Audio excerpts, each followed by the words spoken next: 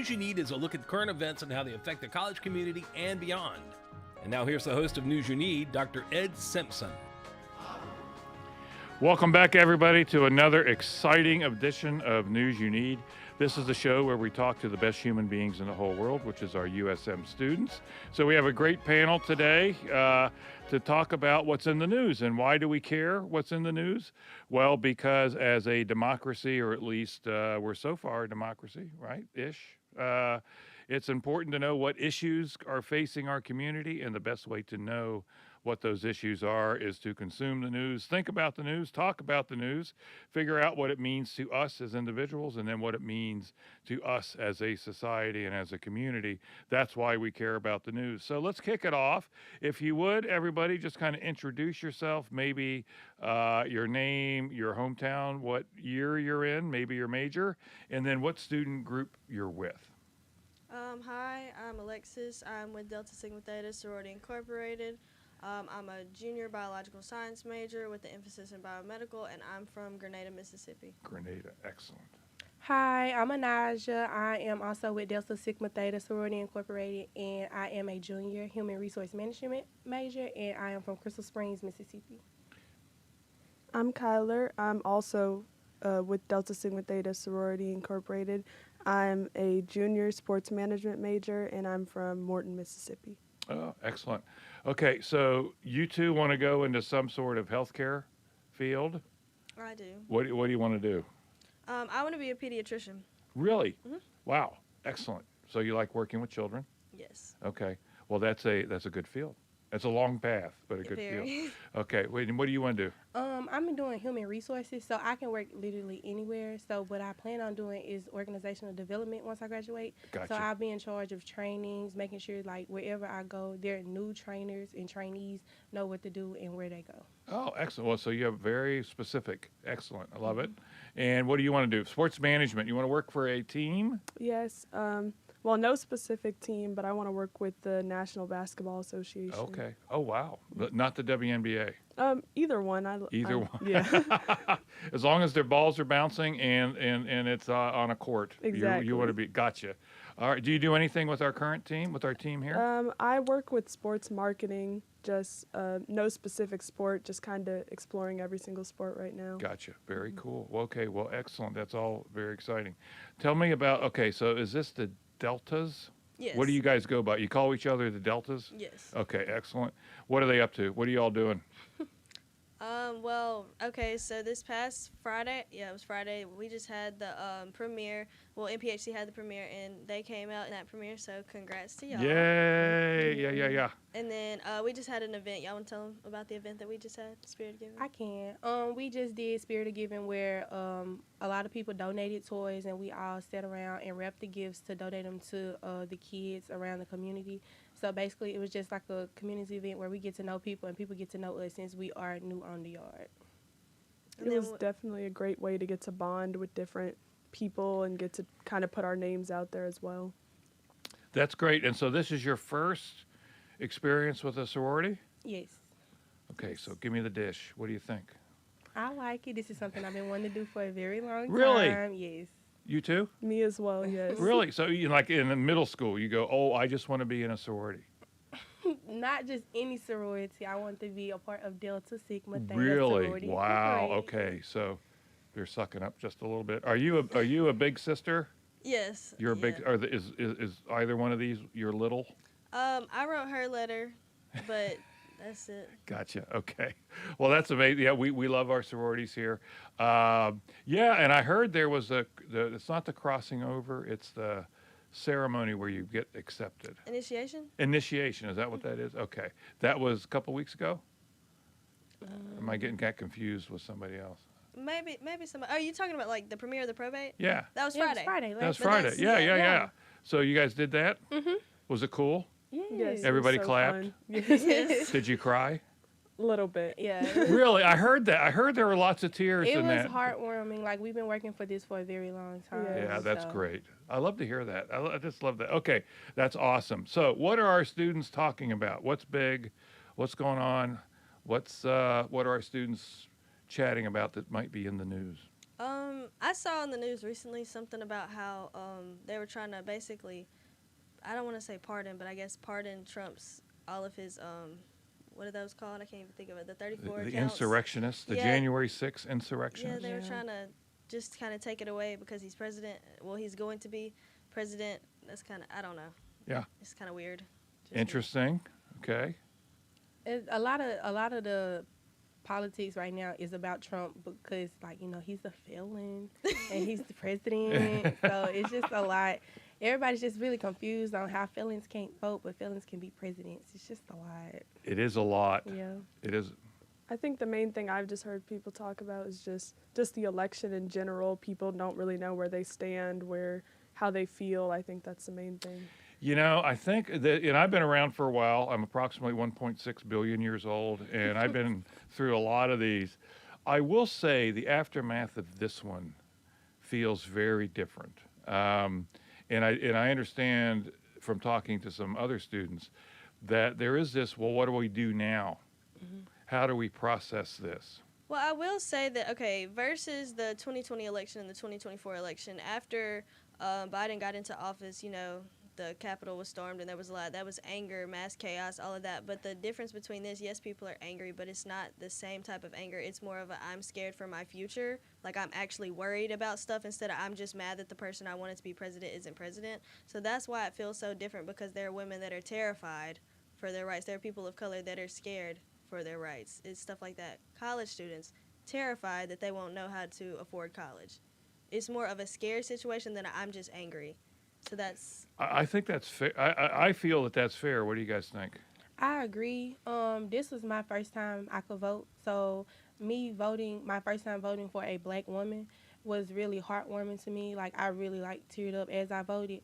And to see that all, like, me and my sisters and my family members and people of color, like, we really took our time, went out there to vote, tried to, like, get everybody to see, like, who was the best candidate for us. Because, I mean, with the stuff that Donald Trump wants to put in place and the stuff that he has already put in place since his last election, it's scary as a woman, not even a person of color, but as a woman with the reverse of Roe v. Wade. Like, it's just so much stuff that needs to be changed as a woman and a person of color, but it's scary because we know that it's not going to happen with the person that's in charge.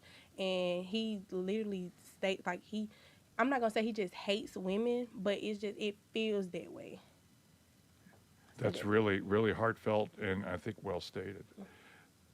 I think it's definitely, like, along with what Alexis said, it's people are scared, and with being scared, they're confused if they don't know what they need to do next. I think I had seen, I don't know where it was from, so I don't want to say it, but it was a newscast, and they were pretty much explaining something about Donald Trump, and they were kind of just laughing because they didn't know what else to say. Like, they were just confused because people don't really know what the next step is for them, I think. Yeah, and we're gonna pick up with some ideas perhaps on what comes next after the break. Hey, it's C. Looking for something fresh to add to your playlist? Tune in every Wednesday at 4 p.m. for See the Music. I'll be diving into the world of underrated pop and indie artists, those hidden tracks and emerging talents that deserve the spotlight. This week's episode is all about underrated pop bangers, a mix of energetic, catchy songs that totally capture the essence of pop, but haven't gotten the mainstream love they deserve. So if you're tired of the same old songs and ready to explore new sounds, this is the show for you. So join me and let's discover some incredible music together. See you Wednesday at 4 on WSM. My name is Lola Silvestri, and I'm going to be 95 this year. I was very independent. I fell, and I had to have Meals on Wheels. America, let's do lunch. 1 in 6 seniors faces the threat of hunger, and millions more live in isolation. Drop off a hot meal and say a quick hello. Volunteer for Meals on Wheels by donating your lunch break at americaletsdolunch.org. This message brought to you by Meals on Wheels America and the Ad Council. Okay, we are back, and as usual on this show, the conversation continued through the break. So what's next? I mean, I think that's a really super question, and that is what has been dominating the news, right? So you mentioned earlier the idea of pardoning the insurrectionists that have been charged. So there's currently been almost 500 or so, some people charged with some sort of criminal act involving the January 6th insurrection on Capitol Hill. Donald Trump has said that he would likely pardon most of them, perhaps not all of them, is what he said. But of course, he could not do that until he's actually in office. But there's been a lot of chatter about that. There's also been a lot of chatter about his cabinet picks. Have our students engaged in any of that, like Defense Secretary, Secretary of State, Health and Human Resources? Are our students kind of checking in on that, or is that a little too in the weeds for us? I don't really think students really know. Like we're a lot of Dot the their younger, I's. a lot of the younger generation is not as caught up on what goes on once a president becomes president about his picks and whatever. But I did see that he nominated Dr. Oz. Yeah. Who said, is And- that Triderica? Did you jump in there? She's nodding. Yeah. and Linda McMahon.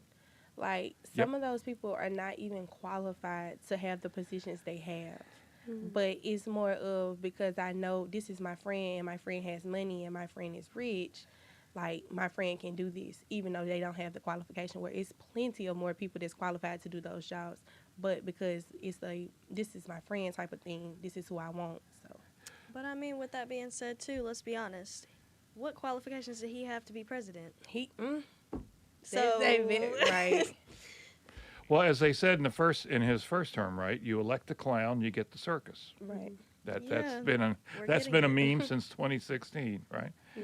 Like, But so it feels like our students are paying attention to who's going to be running these big agencies. what's that?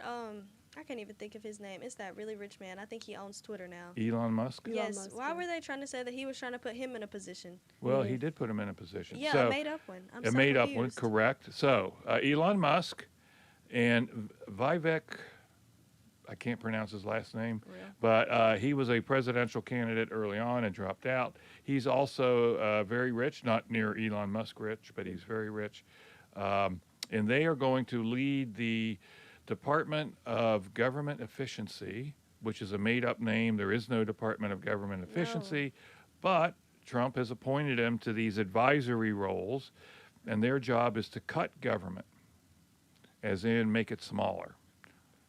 Of our students. Now, you clearly have picked up on some of that. What do you guys think of that idea? Is that a good idea?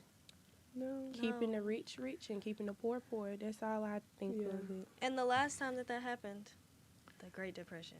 Yep. So, I'm just scared. Like, we're repeating history in so many different And ways. history always repeats itself. When it's not taught properly. We could also talk about how they cut stuff out of Mississippi, not even just Mississippi, but I'll talk about Mississippi because I know Mississippi. Mississippi education to save people's feelings. When, as you see, it's not working because we're repeating the same thing over and over again We're not learning from our mistakes because we don't know our mistakes. Exactly. because it's cut out of history lessons.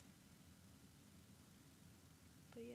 What do you think? I'm looking at you. I think a big thing too it's kind of surprising to see, because I'm someone who's lived in many different states. I'm a military kid, and I've lived in states that are majority blue and states that are red. For example, I've lived in Colorado, a more blue state, and I've lived in Mississippi, a very red state.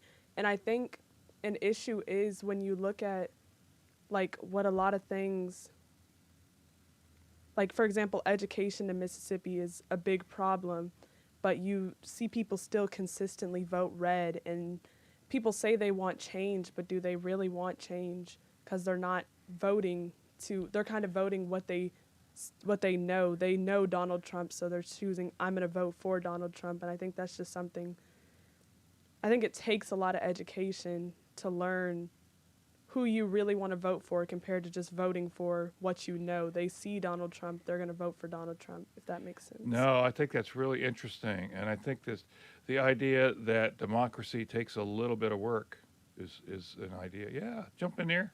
To piggyback off Kyler, a lot of people say that Donald Trump has the best presidency, and a lot of people don't know that whatever the president puts in, like whatever he wants to implement during his role, it doesn't take effect till after he's out of office. So everybody was talking about how the economy was good while Donald Trump was in office. That is because of Barack Obama. And a lot of people does not know that. And everybody is talking about now how, inflation, eggs is $12, milk is 15, gas is $4 or $5 a gallon. And that's because of Trump. And a lot of people does not know that. Like, they do not know that. And I feel like we need to teach that. We need to teach, like, what goes on during the presidency. Like, a lot of people were saying that Kamala didn't do nothing during her vice presidency. It's not really much she can do as a vice president. She did what she could while she was in her role. So I think it just we need to be more educated. Yeah. And then also, based off of what both of y'all said, they did a study, I saw it or whatever, they did like a study to line up which states were the most educated, and then they compared it to how they voted. The states that usually have the most education were most willing for change, different things like that, were blue states. And Mississippi was red. We got one of the lowest education rates, but we were right there. Well, there's no question that education makes a difference in how you view the world, right? One of the reasons why I really like study abroad is that once you live with somebody and sit beside them and share bread with them and do all those things, it's really hard to hate them once you get to know somebody, right? So that's why I really like study abroad. So there's a lot of chatter now that the country moved right. No question about it. Every single demographic, Donald Trump got more in 2024 than he did in 2020, and in some cases, a lot more even than 2016. So there's a lot of talk about coming together as a country. Do we think that that's possible? Do our students think it's possible to come together? You mean like each side come together? Yeah. I don't think that'll never win. Like the right and left coming together to solve problems. Is that possible? I think that if everybody's willing to talk to each other and talk through things and get through it, that it was possible. But like as a nation, like us not having that divide, no. Absolutely. That divide will always be there. Because go ahead, Kyle. You're good. I was gonna say the divide is as old as time. From the time we became a nation, there's always been a divide.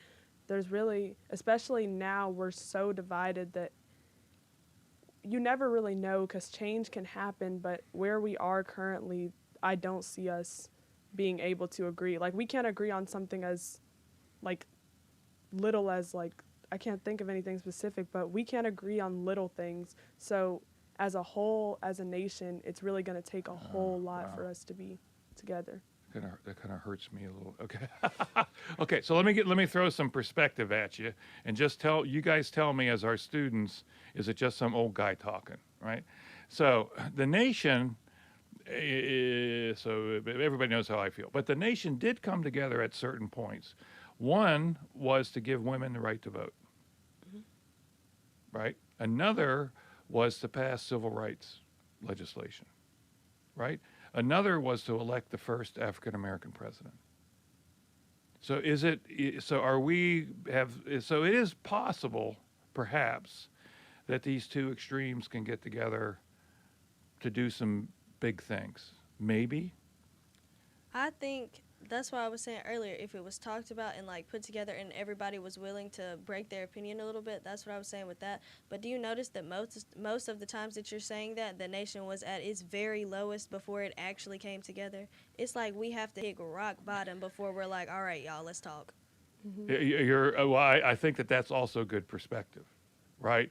Is that the civil rights movement really began as a reaction. Well, it's very complicated, but after World War II, African American men especially came home and said, hey, we want to be treated the way we were treated in Europe and the way we were treated in the military. And so the agitation began, right? So I'm not hearing a lot of optimism here. I just feel it's hard for us to come together, especially like as speaking of a person of color, when it's always the opposition against us. Like, we're always being fought against. Like, I'm a woman of color and I'm a woman, so I have like two X's, like two strikes against me. And if you're a gay black woman, wow.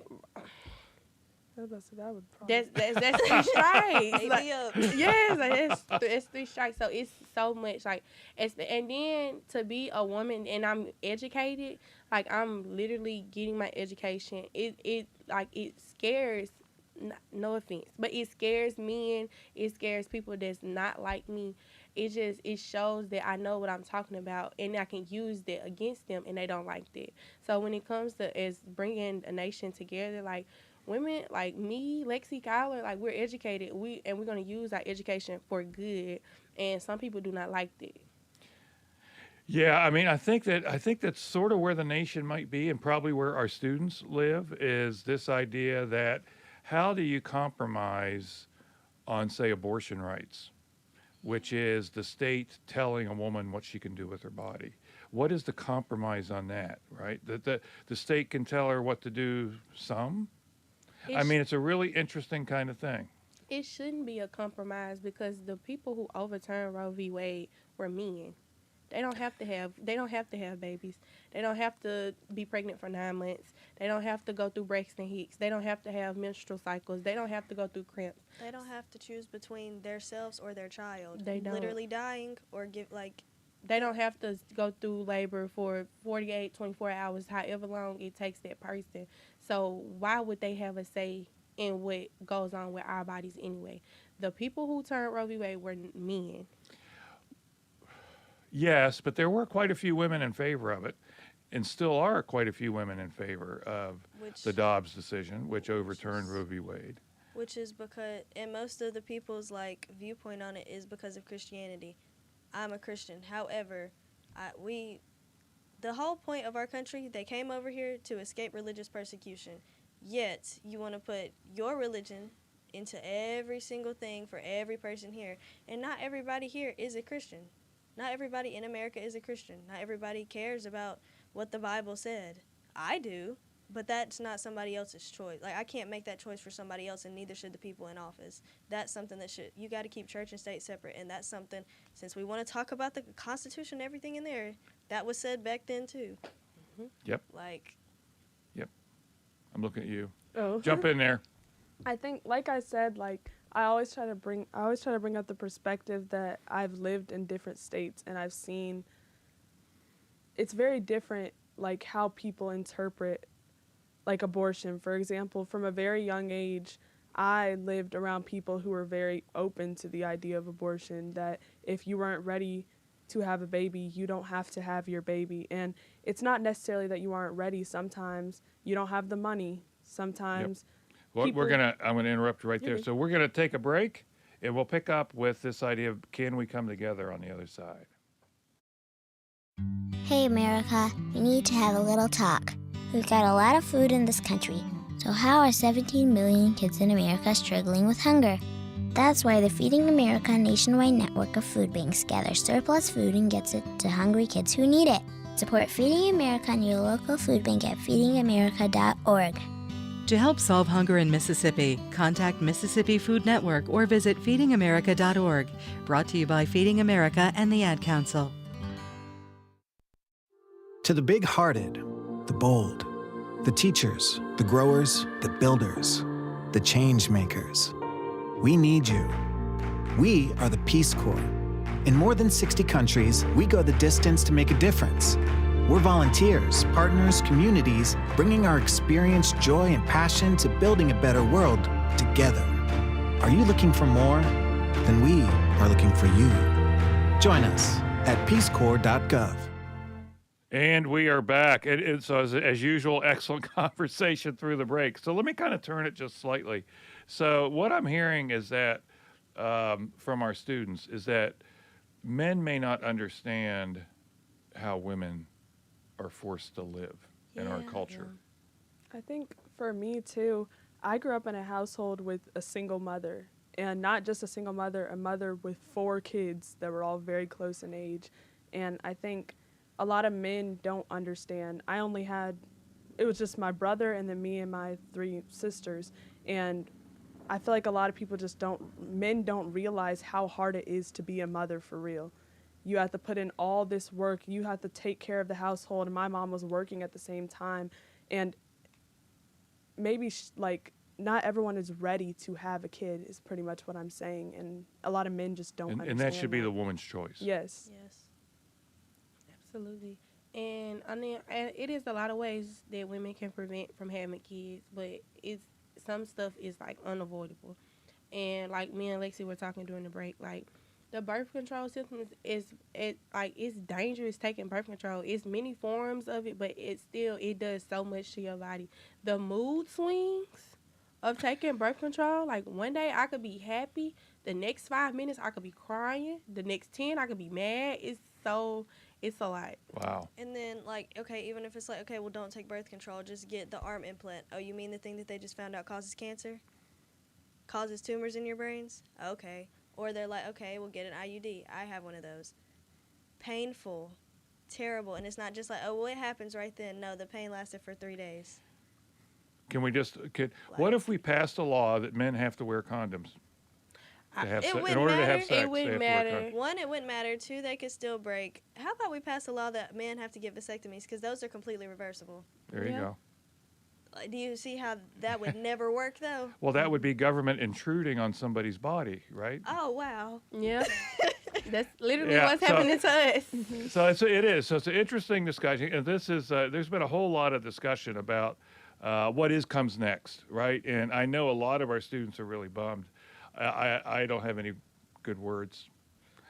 You would think, as old as I am, I would have some good perspective on this. I will say the pendulum tends to swing.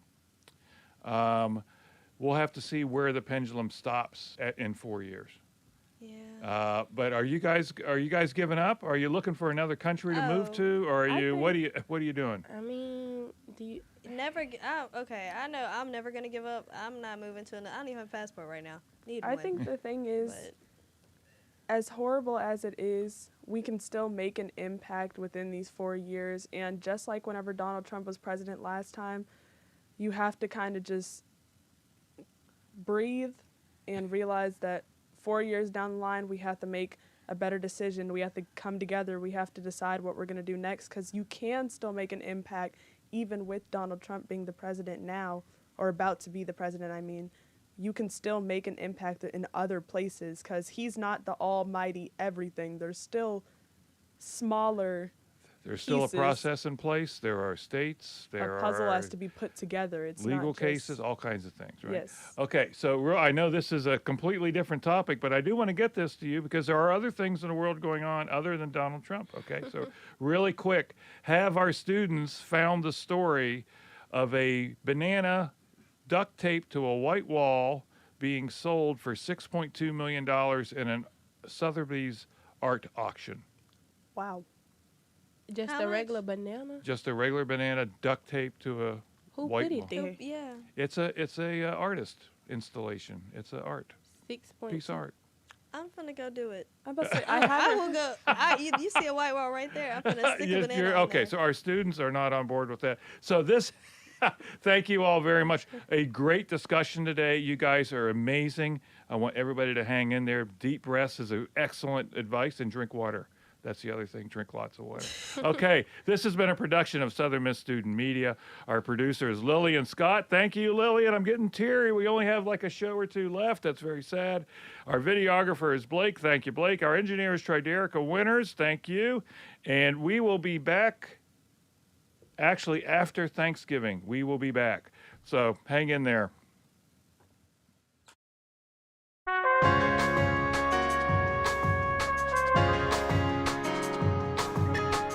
This has been News You Need with Dr. Ed Simpson.